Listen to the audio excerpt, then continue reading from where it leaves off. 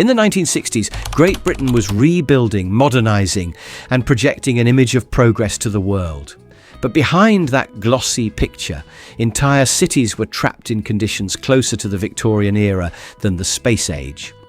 Streets crumbled, houses rotted, and families survived in overcrowded rooms without basic facilities. It was a hidden Britain, unseen in the tourist postcards.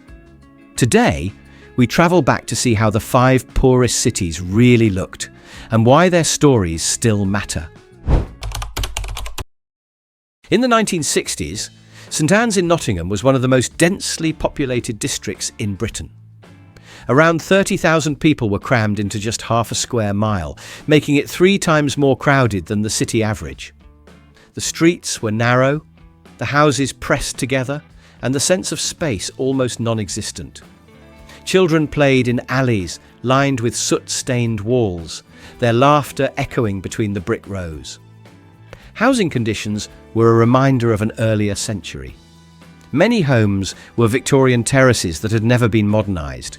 Inside, damp spread across walls, and in winter, frost sometimes formed on the inside of windows. Shared toilets and tin baths in front of the fire were still common in many households. Running water was not a guarantee, and hot water was a luxury. Life here was shaped by proximity. Neighbours knew each other's routines and troubles, and privacy was rare. The closeness bred both community spirit and tension. If someone needed help, they could find it on their doorstep, but gossip travelled just as fast as kindness. Work was often low-paid and insecure. Men laboured in factories, warehouses, or on construction sites, while women balanced childcare with part-time jobs or piecework from home.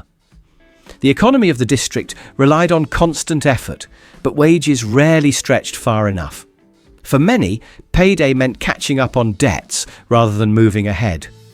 Shops were small, local, and essential. Grocers, butchers, and corner stores sold goods on credit, keeping families afloat until the next wage packet arrived. The shopkeepers were part of the social fabric, trusted and relied upon in ways that went beyond simple trade. Despite hardship, St Anne's had a strong sense of identity. Festivals, street markets, and religious gatherings brought colour and rhythm to the year. Children's games spilled into the streets, and music drifted from pubs and community halls. It was a place where people made the most of what they had. However, health conditions were troubling. Overcrowding, poor sanitation, and damp housing contributed to illnesses such as bronchitis and asthma. Access to healthcare improved with the National Health Service, but prevention was harder in such environments. The environment itself often undermined the progress medicine could offer. By the end of the decade, St Anne's was targeted for redevelopment. Large-scale clearance schemes began, demolishing streets that had stood for generations. For some, it was the promise of a better life. For others, it was the tearing apart of a community. In the mid-1960s, both Liverpool and Manchester carried the scars of industrial decline and urban neglect. In Manchester, around 27% of housing was officially deemed unfit for human habitation. Liverpool's poorest districts fared no better, with overcrowded terraces and crumbling tenements dominating whole neighbourhoods. The North-West held nearly 1/5 of Britain's worst housing. In these cities, poverty was woven into the urban landscape.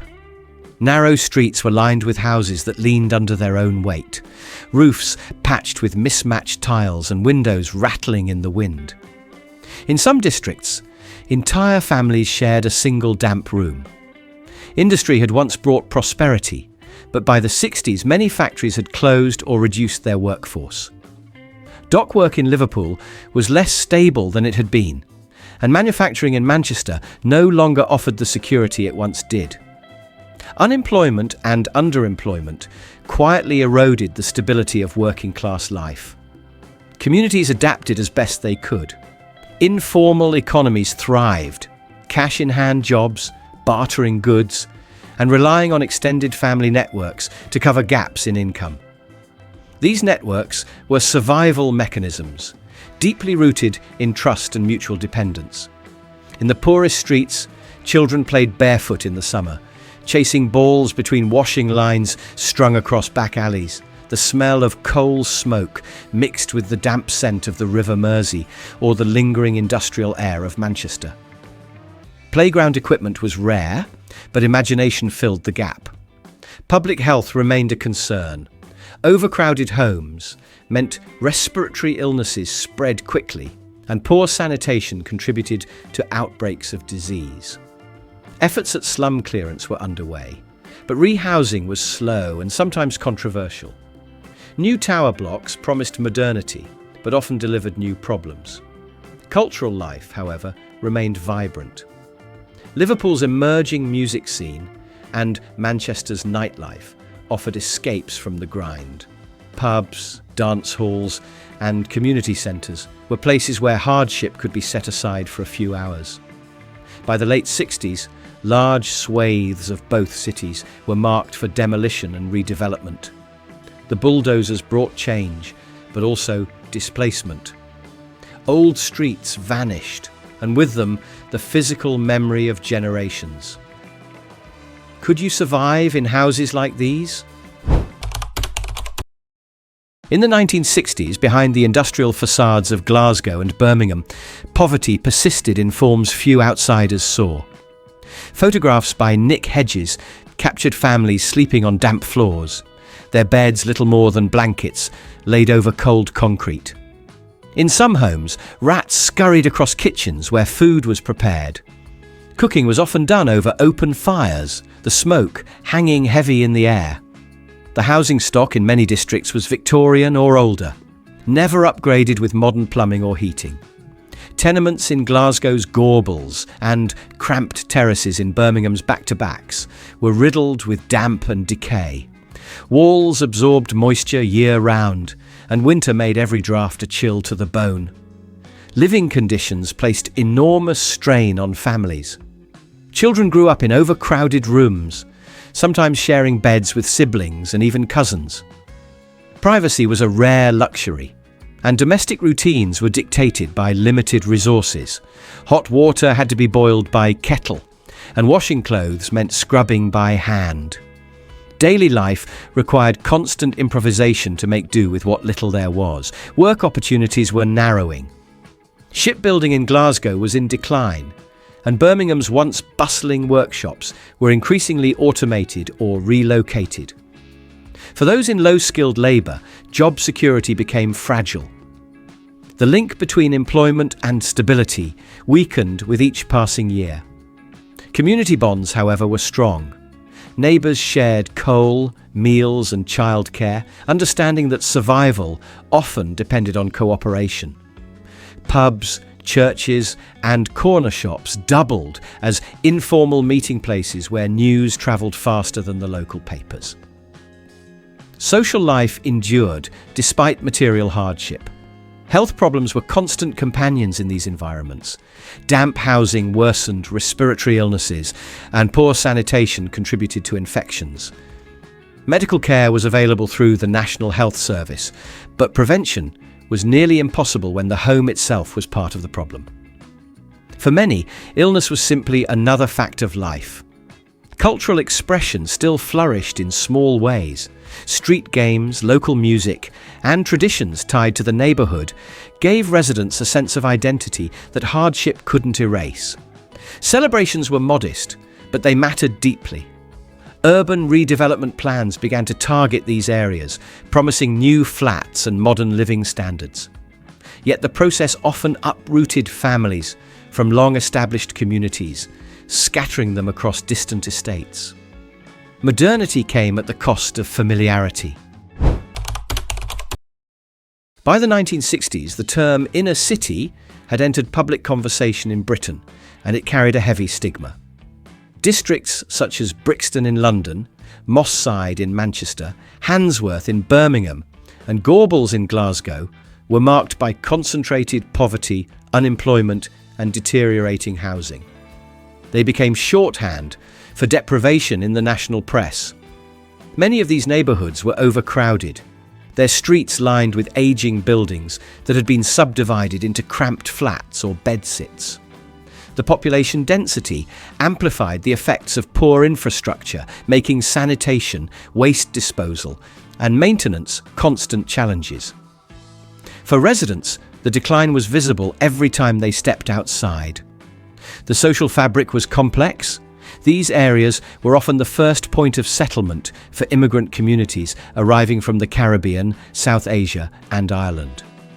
Cultural diversity brought new food, music, and traditions, but also exposed tensions rooted in inequality and discrimination. Employment options were limited, and discrimination in hiring made it harder for newcomers to find steady work.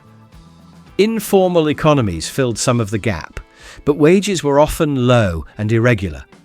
The struggle to make ends meet was a shared experience across backgrounds. Youth culture developed rapidly in these areas. Street fashion, music scenes, and grassroots political movements took shape, influenced by both local realities and international trends. Creativity became an outlet in places where opportunity was scarce. Public services often lagged behind need. Schools were overcrowded and health clinics stretched thin. Policing could be heavy-handed, creating mistrust between authorities and residents. Social policy frequently failed to address the root causes of deprivation. Despite the challenges, communities forged resilience. Festivals, neighbourhood campaigns, and mutual aid groups helped maintain a sense of belonging. Even in hardship, there was pride in place. Urban renewal projects swept through in the latter half of the decade, demolishing old housing and replacing it with high-rise estates. While intended as progress, these schemes sometimes deepened social isolation and disrupted established support networks. The promise of modernity came with unintended costs. In 1960, the Granby Four Streets area of Liverpool was officially classified as a twilight area, a bureaucratic term that masked the depth of its decline. Rows of once proud Victorian houses had fallen into disrepair, their facades crumbling, roofs leaking, and interiors damp and cold. In one shocking example, 10 houses were home to 50 families, a concentration that pushed living conditions to the edge of survival. Overcrowding was extreme. Multiple families often shared a single house, with 1 or 2 rooms per family and communal access to basic facilities. Privacy was a luxury, and sanitation a constant concern. The pressure on shared spaces bred both a sense of solidarity and inevitable tensions. The buildings themselves told the story of neglect. Broken windows were patched with cardboard, and plaster peeled away to reveal bare brick. Floors sagged underfoot, and in some homes, water dripped steadily from damaged ceilings. These were structures meant for one household, but forced to contain several at once. Economic hardship was woven into daily life. Many residents relied on casual labour, dock work, or low-paid service jobs, with little chance of stability. Pay packets often vanished within days, swallowed by rent, bills, and credit at local shops. The poverty was persistent and generational. Despite these conditions, the Granby Four Streets retained a strong social identity. Neighbours looked out for each other's children, shared meals when food was short, and kept traditions alive through street gatherings and informal celebrations. Community was the glue that held life together. Health concerns were constant. Overcrowding and poor ventilation meant respiratory illnesses spread quickly, and damp housing aggravated asthma and bronchitis. Rubbish collection was unreliable, attracting vermin and adding to the risks. The environment itself often undermined any progress public health measures tried to make. Local campaigns for improvement gained momentum during the decade, with residents demanding repairs, sanitation upgrades, and fairer housing allocation. While some minor works were done, broader change came slowly, trapped in the machinery of city planning and budget constraints. The sense of being left behind by the city authorities was widespread. By the end of the 60s, clearance plans were in motion. Streets that had housed generations were slated for demolition, and families were relocated to new estates on the outskirts.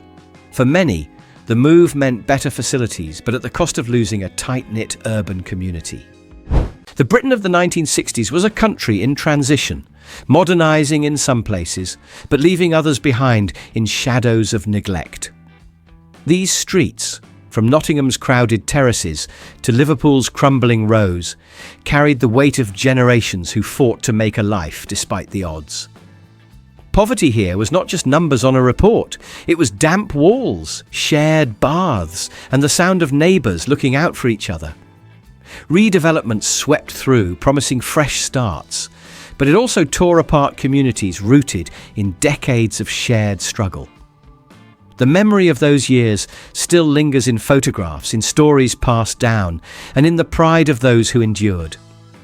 If you want to keep exploring the places and people who shaped Britain's history, subscribe now and join us for more journeys into the past.